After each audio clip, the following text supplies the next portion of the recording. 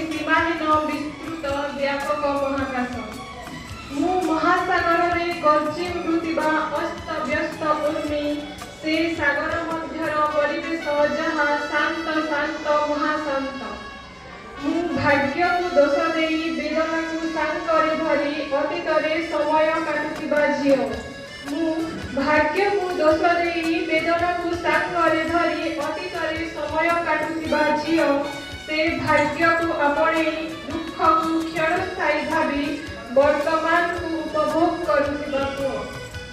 अवांछित छोट बड़ समस्या को भाली सारा राति कड़ले उठाई मो निद हजि जाए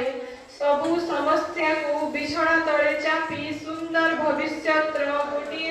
स्वप्न रे सकाळ पाई जाए मु दूर पहाड़ झरणा कुहुड़ी मेघमाला वर्षा आदि प्रकृतिर सुंदर दृश्य को दूरनु देखी डायरी रे कविता करी लेखिबा पाई चेष्टा करे किंतु से बाहरी पड़े जीवंत उपभोग करबा पाई